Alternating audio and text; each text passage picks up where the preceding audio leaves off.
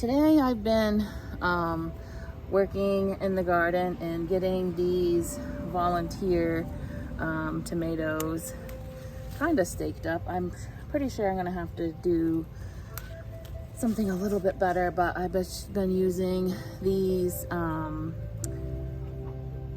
stakes that are just garden material from last year's plants. You know, I save sunflower stalks and whatever. I think these were from the tall phlox, and these are just bunches of, I had this whole area, this whole garden was just peppered with volunteer tomato plants. They were coming up like grass.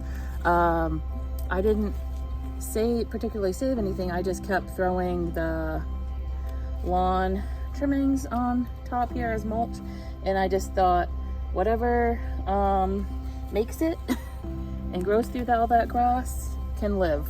So that's what I did. I don't know if you can see this one. All right, I gotta stake this one up. The ground's a little harder than I thought it would be. We just had some rain. Some thunder showers moved through today. And I just use this. I've been using this. I bought a roll of this like Velcro like tape at, it was either Lowe's or Home Depot. And I save the stuff that comes around like your romaine lettuce and stuff. And I reuse that. This one's starting to get you know, where it doesn't like want to stick very good anymore, but I do have to get another roll. It's not that expensive, and like I said, you reuse it. But I also was thinking after the garden tour there a few days ago, you know, how much could I really grow in these 2 garden beds? And I said that they were about 4 by 20, and I have 2. So I calculate that as about 130 square feet. I looked up how much one, you know, typical family needs for a fresh eating in a growing season, and they say anywhere between 100 and 200 is plenty for a family. Of course, I don't have all of my children still living at home, so it's just a lot less of us now. So I think that this will suffice. I mean, I know it does because I had half of that growing space, and I still had enough to can, you know. So, but I think that next year I'm going to do some real like challenges. This year my theme was more growing some grains, which you saw the rice and the wheat that I've been growing. But take a look at the corn. It's tasseling. So this corn, you saw it in the garden tour, and I'm trying to look down and move in towards the corn and not step on anything. But it's starting to tassel, and it is turning purple.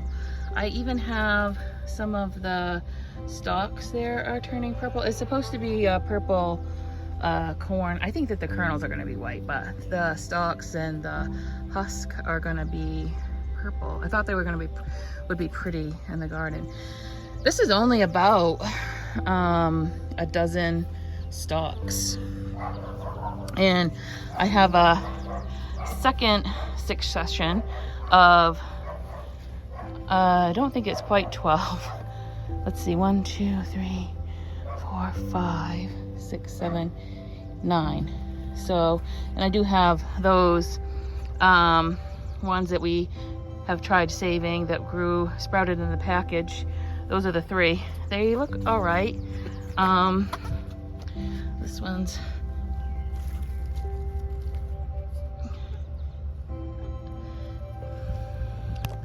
Can't do it one-handed. Keeps tipping over because we had a pretty good wind with that thunder shower that moved through, but I think they'll be all right. And I do have a tray. Where did that go? I moved it. Oh, over there, of some more sweet corn, that because that package was wet, and those ones I just planted out, but I'm gonna plant those way at the end over there, so that will be like a third succession. So I gotta do that. And I staked up the sunflower that was leaning. This one's starting to lean a little bit too. I'll have to get... So we'll get some of these sweet corn in. I see another storm coming, so we'll get these in quick. This is just a piece of, I don't know, I found an old lattice just so that I use it for my spacing. You don't have to have this. This is just something that I have hanging around. This corn, if I didn't mention it, is I keep wanting to say jewel, but it's, I got it through Baker Creek.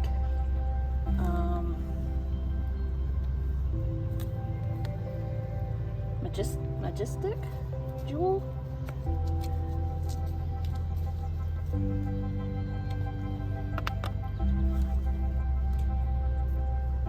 Planting corn, you can do let's see, 6 to 12 inches apart, and I'm doing 6. These holes are 6 inches.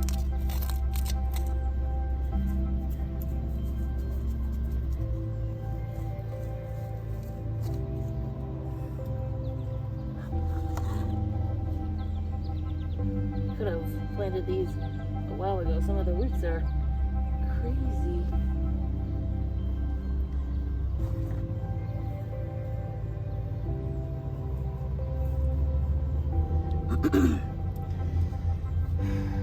Let's see. Not sure how far I want to go with this. Maybe I will do the all the way to the edge.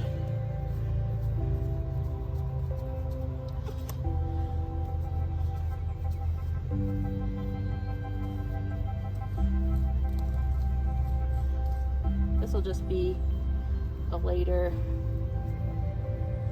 crop. Probably will be the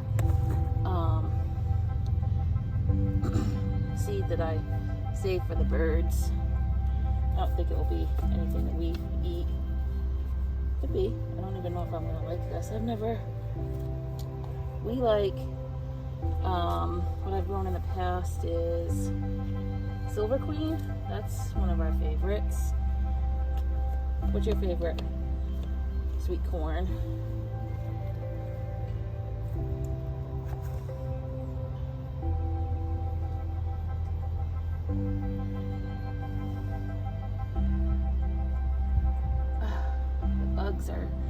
Are fierce, I'm telling you. All right, I have 3 more. Not sure where I'm gonna put those. I'm getting pretty cramped. I'll go figure that out. One of the last videos we were planting up the runners and separating the plants. I tugged on these and they have taken good root. So I thought you guys would think that was cool. And I'll show you the progress on the dried herbs. That's just like in one day. So I just keep coming in here and moving them around, and so they're looking really good. Oh, we can go over and check on the other strawberries. So some are kind of looking sad and didn't really do much, but which I know, that's why I plant a bunch. These ones I tug on those, and those ones have resistance, so they've rooted good.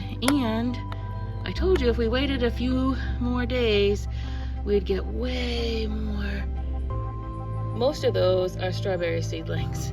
I think I had counted 10 in the last video, but there's way more than 10.